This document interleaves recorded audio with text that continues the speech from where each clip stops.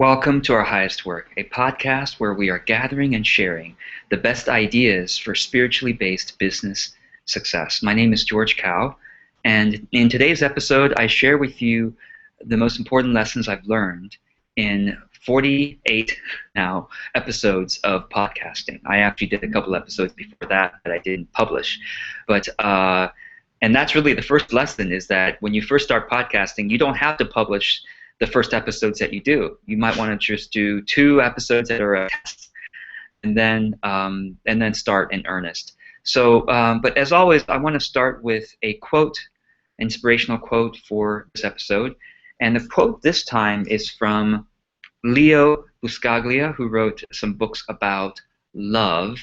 Love, not just in the romantic sense, but in the sort of in higher sort of in additional senses, like brotherly love, that kind of thing, and higher love. And he said, change is the end result of all true learning. Change is the end result of all true learning. And that quote signifies to me what this episode's about, because I have learned so much, especially as I've been reviewing the lessons I've learned about podcasting since I began, and I'm going to make some changes. And one of the changes I'm going to make is that I'm going to make the episodes shorter now. The episodes have just kind of gone on and on. Originally, I had intended them to be 30 minutes, but then it went to be 40 minutes sometimes, 60 minutes sometimes, and even longer sometimes. And my intention now is for most of the episodes, if I can, to be about 22 minutes long. And why 22 minutes? Well, I figure I might as well, I had some audience members who asked me to make it even shorter, like maybe 15 minutes or even 8 minutes long. And I'm not quite ready to do that. I'm still practicing how to be concise while still being useful and being interesting if possible. So I'm going to shrink it now from 30 minutes to 22 minutes. And the reason for the 22 is because supposedly research has shown that 22 minutes is the ideal length of a podcast. Now, the link to that research I will include in the episode notes page, which will be below the video, or if you're hearing the audio, you could go to ourhighestwork.com/48.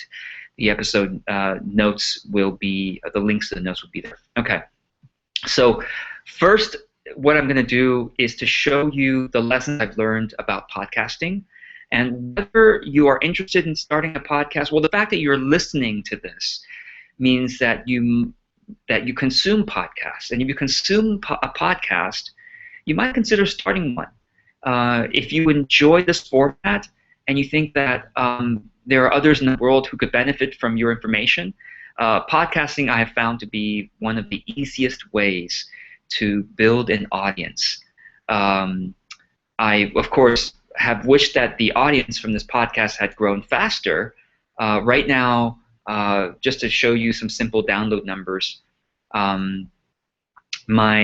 each podcast episode gets about 250 downloads each episode after 4 weeks of release. And from what I've researched, when people are talking about podcast download numbers, they usually talk about 4 weeks. So in terms of after releasing it, and then 4 weeks later, what's the number there? So each of these episodes get about 250 downloads. Some episodes get between 400 to 600 downloads, and those tend to be episodes that are older, 6 weeks or older. And I think what happens is that people are catching up, and so they tend to catch up with the older episodes they missed first before they go to the more recent ones, I guess. And then there's also a few podcast episodes get to 700 plus episodes, and one of the requests I got from one of the faithful listeners of this podcast, thank you, Frank, is to give you guys a link, give you guys a listing of the episodes and the numbers of how many downloads they got in terms of the most popular ones, and then the links to each one. So I'm going to be working on that, and I will be probably sharing that in our Facebook group, and maybe sending that out in our email list. So you can look for that maybe in a week or two. All right, so let me now go ahead Oh, and I was also going to say, besides the audio download numbers, which are invisible only to me because I had to log into Libsyn to find those numbers. There's also the publicly visible numbers, which are the YouTube videos, because this podcast is actually most of the listeners, most of the consumers are just downloading the podcast through iTunes, the audio part.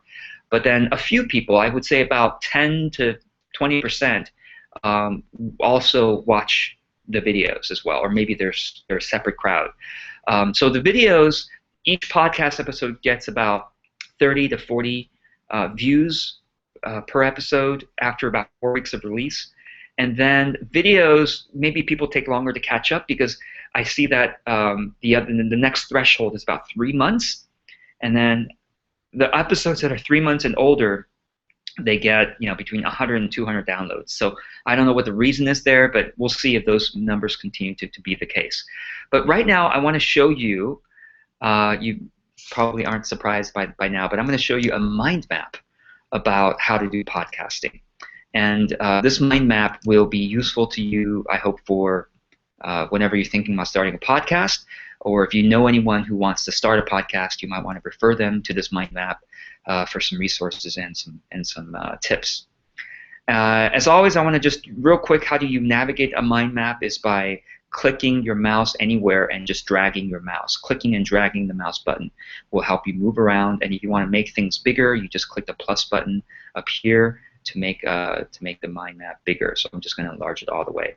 And then to find any ideas, you have to just click the plus symbol whenever you see that. Okay, so to set up a podcast, basically what I recommend is Libsyn. Okay, actually this is a little bit geeky here, but I'll just kind of talk you through it. The podcast title, so why iTunes? iTunes is the #1 distributor of podcasts. Last I checked, and I'm sure this number is higher now because I checked this number like 6 months ago or something, there were more than 60 million people every month who are searching in the iTunes store. And when they search, the podcast category is one of the categories they find. And so 60 million people could possibly find your podcast if you had one. So, but that's in iTunes. So you've got to be in iTunes for your podcast. And in iTunes, the title must be 127 characters or less. I had to find this out the hard way or to do some research. So I basically am giving you, hopefully saving you a lot of time by putting all this research here for you. The title of the host, meaning you or the company or your company, is probably similar. I couldn't find an exact character limit to that, but mine is probably around 127 characters. Mine is 104 characters, and it works.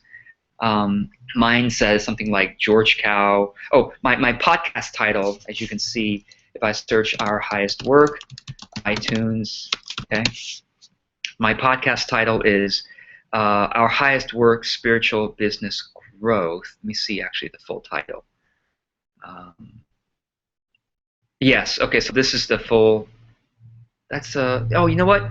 I changed my podcast title a couple months ago because I felt like my original title, which was really, really long, something about, personal development and conscious money and virtuous marketing, all that. I put all that in the title, seemed a little, I was trying to game the system, and I really am trying to model now a way of marketing that is more modest, more humble, you might say, and more honest.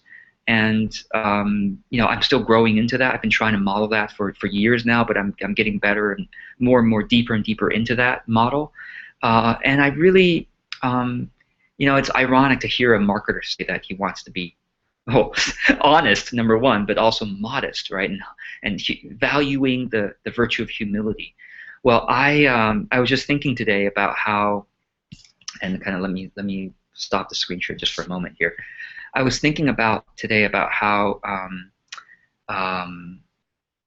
there was another podcast that one of my listeners mentioned about how this person is trying to teach people how to be glamorous and ambitious, to be successful financially and to be famous and all that stuff. And I realized, that's fine, and there's a place for that perhaps, but it's a place in this world, and it's called becoming a master in this world.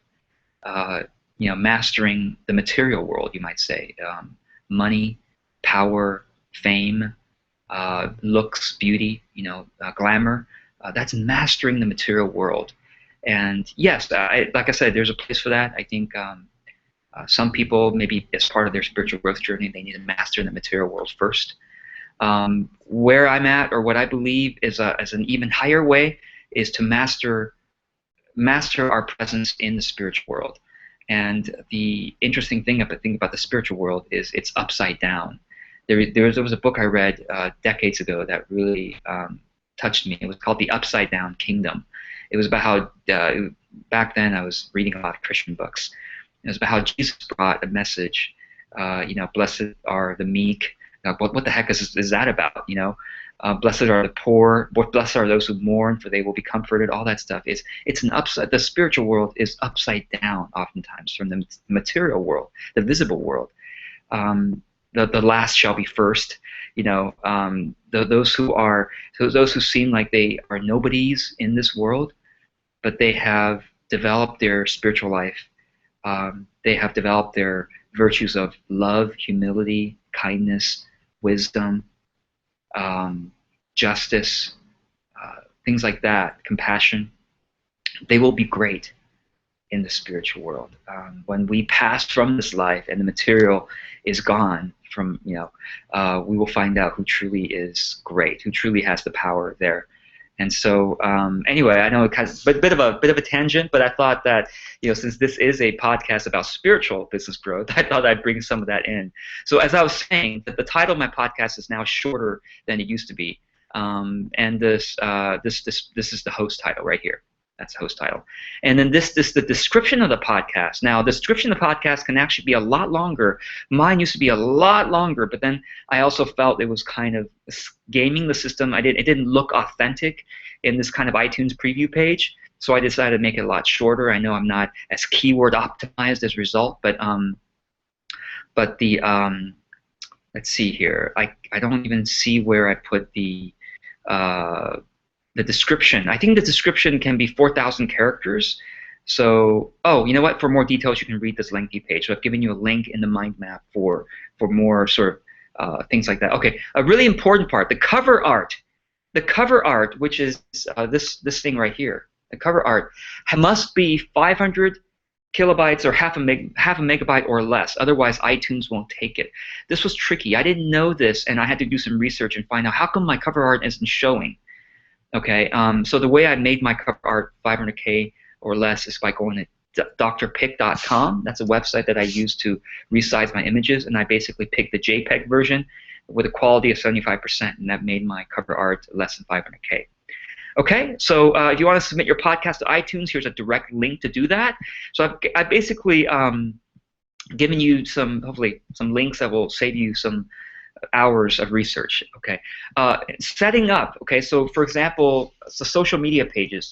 Right now this podcast social media page is not very well followed because I haven't really been promoting it. But there's the Twitter page for that. Okay, so right now we only have 7 followers. But again, I haven't been promoting it at all. I've just been tweeting out what each episode was, and there are people who follow the podcast even though they don't follow it on Twitter.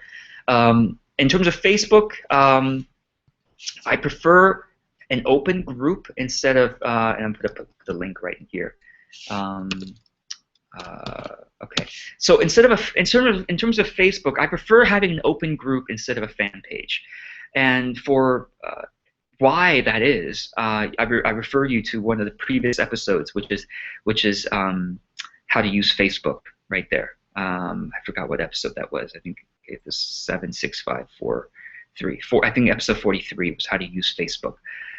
Okay, and then a YouTube channel. Okay, YouTube channel. Now this is optional, of course, because I like to do video and I'd like to do it live. And let's see, our highest work. Not highest work. So as you know, this podcast is first a YouTube video, which is I use a Google Hangout for this, and then I extract the audio, audio extraction. I use one called convertmemp3.com. Let me double check to see if that is correct. Yes, I use convertmemp3.com, and I choose the lowest. I choose the lowest audio quality for converting my video into audio. The reason I do that is because with a lower audio quality, there is more. Basically, there's more people are likely to download it because it's easier. It's less. The file is smaller, basically. So what I recommend doing in terms of starting your podcast is setting up a Libsyn account, because you have to have somewhere to host your audio. So that's where I like to go to do that. That's a very, very popular audio hosting. Okay, I realize that I'm already running upon the 22-minute limit, right? Which is what I'm trying to limit myself to now. So I'm going to keep moving on, and I'm going to refer you to this mind map so that you can see it later. But in this mind map, you'll find my suggestions on how to plan your podcast, what segments you might want to include, you know, the intro, the content segment, the summarizing, all that stuff. And then I also refer you to some more audio tools here and some video. And I also have a section here on marketing your podcast, so you might want to take a look at that, about marketing your podcast, how to get more listeners, basically. Repurposing your podcast, the different ways you can use the same content but turn it into blog posts, or turn it into slideshows, or turn it into a book. You know, that's another possibility.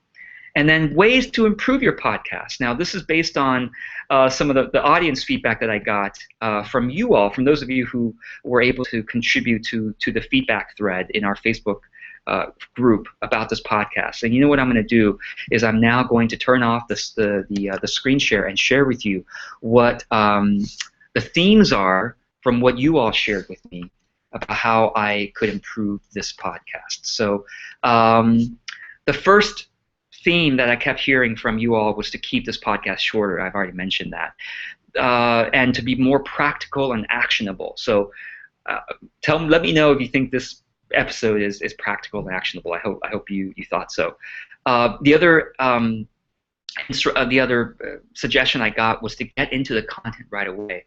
Don't waste time talking about, oh, here's how to comment. If you want to go to comment, go to this page, that page. You know, I say the same thing every time, and for the regular listeners, they get tired of that, and so I'm going to try to get into the content as soon as I can. Another feedback was to make the content aligned with the title, and to make the titles more interesting.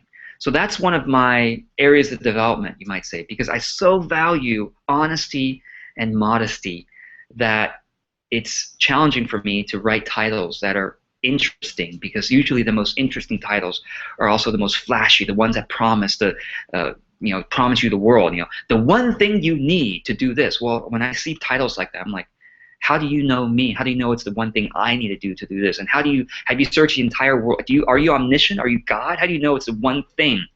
How do you know it's not just one of 100 things I could possibly need, right? So it's like I find a lot of copywriting, a lot of titles to be misleading, to be deceptive, to be too proud. Pride is the opposite of humility, and it's just not. It's not something I want to practice, and it's not something I want in the world. You see what I mean? So I'm learning how to be honest and modest, and yet be interesting in my titles. If you have any suggestions for me, I would love to know. Another common theme that came up was a lot of my audience members who have been following me for some time. They don't like to watch videos because it takes too long. They don't even like to listen to podcasts because it just isn't part of their regular rhythm of life. They would much prefer to read my content. And so I am working on possibly transcribing some of the best episodes. Each transcribed episode could take me, I don't know, $50 to $100. So it's not, and my podcast right now is making $0 because I haven't asked you all for money or anything like that. Maybe a few of you decide you want to sign up for my coaching program, but that's a separate thing. Actually haven't heard of anyone say, I signed up for your coaching program because I found you through the podcast. I mean, I've had clients in mind saying, oh, I've listened to your podcast, and that further solidified my decision to sign up, but it wasn't somehow people found me through the podcast. So that's not yet, but I think in the coming months that may be the case. So because I'm doing this podcast differently than most marketers do it. Most marketers have this intention, and they engineer the podcast to sell their product or service. I'm engineering a podcast only for sort of my personal exploration and to share information that's useful for you all. So I am going to try to see if I can cough up some money and transcribe some of the episodes for you all. Some people said that once a week was preferable to twice a week. Well, let me share with you why I'm going to keep doing twice a week. I think about, and this is something that I think may be useful for you all too. When it comes to content, I think about exploration and I think about distribution. Okay, so this podcast, as well as my mind maps, are my favorite way right now to explore what I really think, to gather my ideas, to help me to think. I like to, I guess, it helps me to think when I talk, and so my podcasts and videos are a way for me to think and explore further ideas, and to preparing for this and doing it live forces me to actually make sure I come up with content. So these are all reasons that are helpful for me to further develop and the best content I can possibly create for the world. Mind maps. Now, in terms of ideal delivery medium, the ideal delivery medium, I think, for the internet is really blogging. And after some research, I found that about 1,550 words, 1,550 words is the ideal length of a blog post.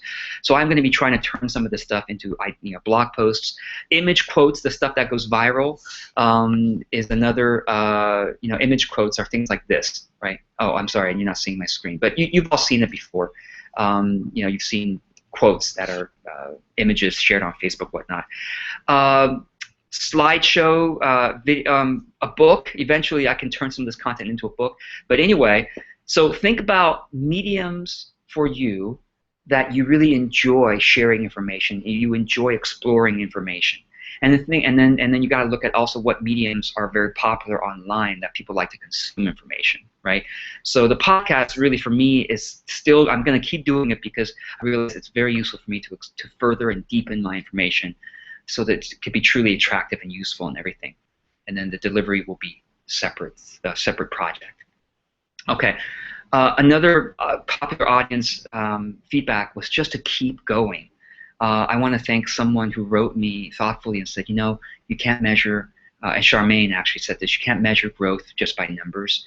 You've touched my life in such ways that you have no idea through this podcast. And so just thank you, Charmaine, for that. And she also wrote to me. She said, if part of your mission is to be a seed sower, which I suspect that it is not always for you to be aware of how the seeds land and multiply. At the end of the day, all we have is a sureness that we are following our inner calling and leaving the rest up to God. So thank you, Charmaine, for your encouragement there. I really, really appreciate that. Julie Stiles also wrote to me and said that, you're making huge contribution. You always make me think and often make me realize that what you are saying was what I was already thinking, but ignoring because that's not how other people are doing it. And so Julie wrote that what you are doing is more than just about content. It's giving me a permission to do what really feels right in my heart. And that's what you're doing is actually a valid way to do business. And just to say, she wrote, there's no way to even begin to say how much of a contribution that is. So thank you, Julie and Charmaine and everyone else who had written me and contributed to the Facebook thread. I really appreciate your feedback. So with that, I think it's time to end the episode because it's probably at the 22-minute mark. Last thing I'll say, just for best practices in podcasts, is if you found this episode to be helpful, help me out and share this episode on social media, maybe on your Facebook or Twitter if you like, or just share it with a friend. I would really appreciate that. So until the next episode, I look forward to seeing you maybe in our online community. And remember always that all will be perfectly well for you. And because of that, let's keep our thoughts positive and let's keep our heart open. Be well.